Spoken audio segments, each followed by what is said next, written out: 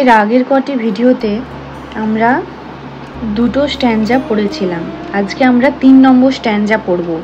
Hour casual tree, তরু দত্তের লেখা hour casual tree, এই কবিতাটির 3 নম্বর স্ট্যান্জা আজকে আমরা পড়ব।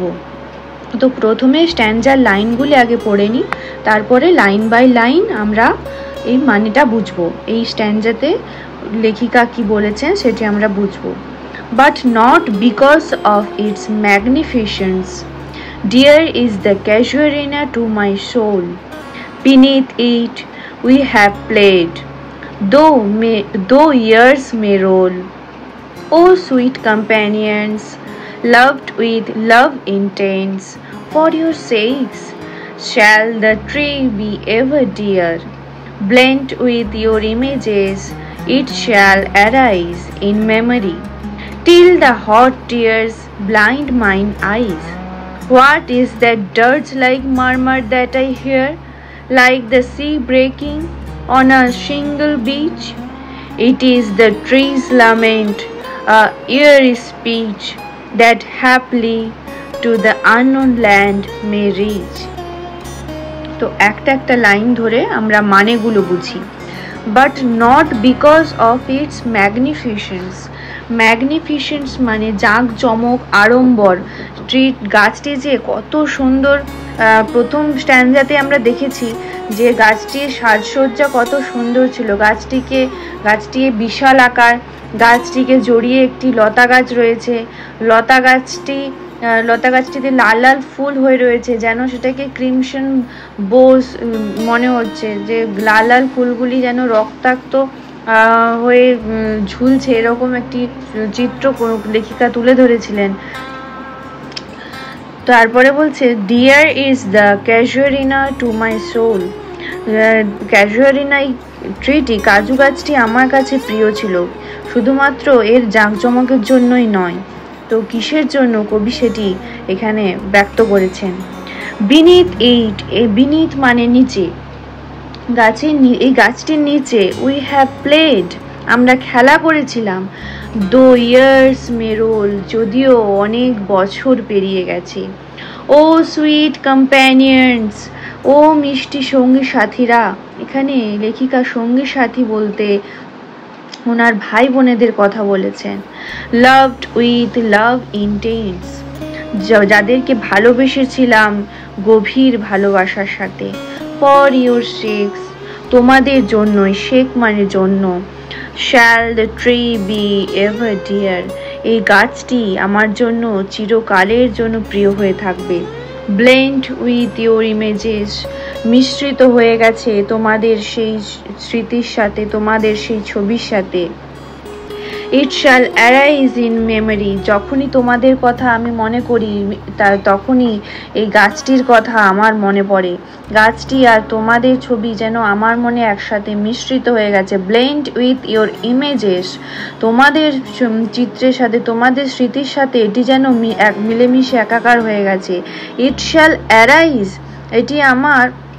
এটি প্রকাশ পায়। It shall arise in memory, আমার স্মৃতিতে এটা যেন প্রকাশ পায়। Till the hot tears blind my eyes, hot tears, এখানে অশ্রু জলটিকে হট টিয়ার্স বলছে। যতক্ষণ না অশ্রু জল আমার চোখ দুটিকে অন্ধ করে দেয়, চোখে জল নেমে আসে এবং আমার চোখ দুটো অন্ধ হয়ে যায়, ততক্ষণ পর্যন্ত এই গাছ আর তোমাদের ছবি আমার মনে আসে। কবি এখানে স্মৃতিচারণা করছেন, একটি স্মৃতিচারণার ছবি এই স্ট্যান্জাটিতে ফুটে উঠছে।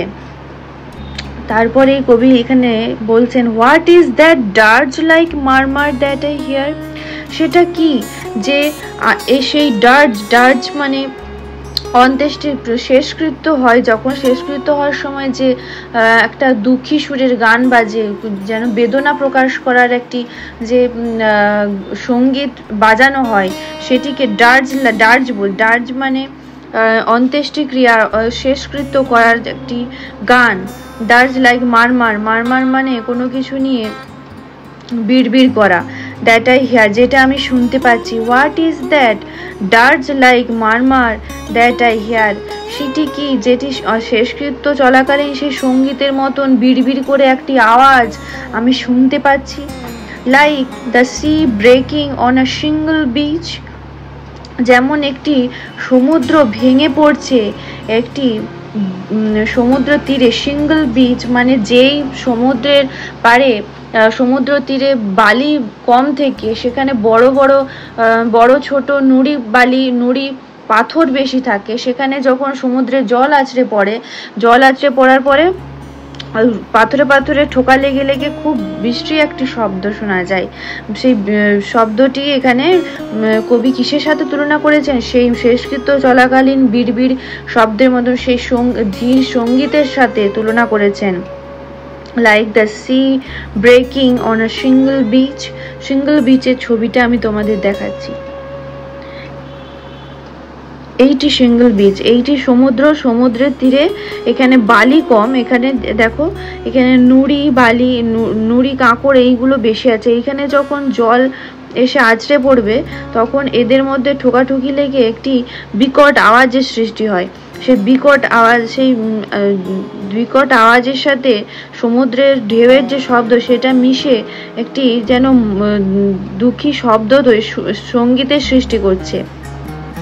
সেটিকে কবি তুলনা করেছেন শেষকৃত্য চলাকালীন যে সঙ্গীত আমরা পরিবেশন করি মৃত ব্যক্তির উদ্দেশ্যে, যে তিনি এই পৃথিবী ছেড়ে চলে গেছেন, সেটার জন্য আমরা যে একটি দুঃখ প্রকাশ করি, দুঃখ প্রকাশমূলক যে গান, সেটি এই শব্দটির সাথে তুলনা করেছেন। তারপরে তিনি উত্তরটা নিজেই দিচ্ছেন। It is the trees lament, এটা সেই গাছটির হাহাকার। ল্যামেন্ট মানে হাহাকার, বিলাপ করা, একা একা কোনো কিছু বিড়বিড় করে বলা, একা একা নিজের দুঃখ নিজেই প্রকাশ করা, বিলাপ করা, এটা সেই গাছটির বিলাপ। অ্যান্ড ইয়ারি স্পিচ, একটি যেন ভুতুড়ে শব্দ আমরা কোনগুলোকে বলি, যেটা হঠাৎ আমরা শুনতে পাই, বিশেষ করে রাতের বেলায় বিড়বিড় করে একটি শব্দ হচ্ছে, যেটি একদম আস্তে আস্তে স্লো মোশনে কোনো একটা শব্দ যদি আমাদের কানে আসে সেটিকে আমরা ভুতুড়ে শব্দ বলি। তো এখানে সেই গাছটির বিলাপটিও যেন একটি ভুতুড়ে শব্দের মতন, ভুতুড়ে কথার মতন শুনতে লাগছে। That haply to the unknown land may reach, যেটি হঠাৎ করে পৌঁছে যায় একটি অজানা জায়গাতে, অজানা দেশে, অজানার উদ্দেশ্যে যেটি পৌঁছে যায়। তো লেখিকা এখানে প্রথম থেকে আরেকবার আমরা পড়ি এখানে কি বলার চেষ্টা করেছেন। But not because of its magnificence dear is the casuarina to my soul, কিন্তু শুধুমাত্র এই জাঁকজমকের কারণেই এই ক্যাজুয়ারিনা গাছটি আমার আত্মার প্রিয় ছিল না। টু মাই সোল, ডিয়ার মানে প্রিয়, টু মাই সোল মানে আত্মা, এটি আমার আত্মার প্রিয় ছিল না। এটি আত্মার প্রিয় ছিল, তার আরও অনেক কারণ আছে, সে কারণগুলি লেখিকা তুলে ধরেছেন। বিনিথ ইট, এটির নিচে, উই হ্যাভ প্লেড, আমরা খেলা করেছিলাম। এখানে তার ভাই বোন সঙ্গী সাথীরা। দো ইয়ার্স মে রোল, যদিও অনেক বছর কেটে গেছে। ও সুইট কম্প্যানিয়ন্স, ও আমার মিষ্টি সঙ্গী সাথীরা। তিনি এখানে মিষ্টি সঙ্গী সাথীরা বলতে তিনি তার ভাই বোনকে বোঝানোর চেষ্টা করেছেন। লাভড উইথ লাভ ইন্টেন্স, যাদেরকে আমি ভালোবেসেছিলাম গভীরভাবে। ফর ইউর সেক্স, তোমাদেরই জন্য। Shall the tree be ever dear, সেই গাছটি আমার কাছে চিরপ্রিয় হয়ে থাকবে। Blend with your images it shall arise in memory, তোমাদের ছবির সাথে মিশ্রিত হয়ে এই গাছটির ছবি যেন আমার স্মৃতিতে বারে বারে ফুটে ওঠে, বারে বারে উদয় হয়। Till the hot tears blind mine eyes, যতক্ষণ না পর্যন্ত চোখে গরম অশ্রু জল এসে আমার চোখ দুটোকে ভিজিয়ে দেয় এবং আমার চোখ দুটো অন্ধ করে দেয়। What is that dirge like murmur that I hear, সেই যেন শেষকৃত্য চলাকালীন সেই সঙ্গীতের মতন কি যেন একটি বিড়বিড় শব্দ আমি শুনতে পাচ্ছি। Like the sea breaking on a single beach, যেটি একটি সমুদ্রর জল আছড়ে একটি সিঙ্গল বিচে নুড়ি পাথরের বিচে সমুদ্রের জল আছড়ে পড়ার মতন শব্দের মতন। It is the trees lament, এটি হলো সেই গাছটির বিলাপ, সেই গাছটির রোদন। অ্যান্ড ইউর স্পিচ, একটা ভুতুড়ে আওয়াজ। দ্যাট হ্যাপলি, যেটি হঠাৎ করে two the unknown land Mary's, পৌঁছে যায় একটি অজানা দেশে, অজানার উদ্দেশ্যে সেই শব্দটি যেন পৌঁছে যায়। সেই শব্দটি কোথায় যায় সেটি আমরা কেউ জানি না।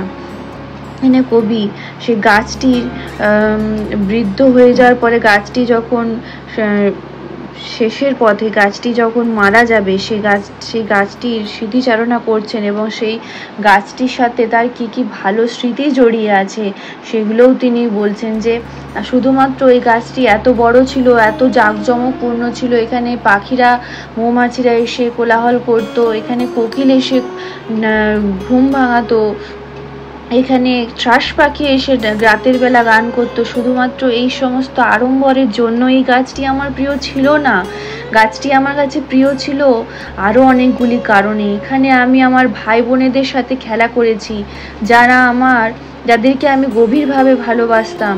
তাদের কথা যখনই মনে করি তখনই আমার মনে পড়ে এই গাছটির কথা। এই গাছটি এবং গাছটির সাথে এখন আমি থাকি না, কিন্তু গাছটি যেন একটি আমার সাথে আমাকে কিছু বলতে চায়, কোনো একটা কান্না, একটা শেষকৃত্য চলাকালীন যে মৃত মানুষের উদ্দেশ্যে গাওয়া হয় সেই রকমের কান্না আমি যেন শুনতে পাই। একটা সমুদ্র আছড়ে পড়ার যে শব্দ, সেই রকম শব্দ মতন একটি কান্না আমি শুনতে পাই। সেই শব্দটা কি? যখন আমি খোঁজ করি উত্তরে কি পাই? এটি সেই গাছটির বিলাপ, সেই গাছটির রোদন, একটি ভুতুড়ে আওয়াজ, দ্যাট হ্যাপলি, যেটা হঠাৎ করে পৌঁছে যায় একটি অজানা দেশে, অজানা ভূমিতে পৌঁছে যায়। সে ভূমির খোঁজ আমরা কেউ জানি না।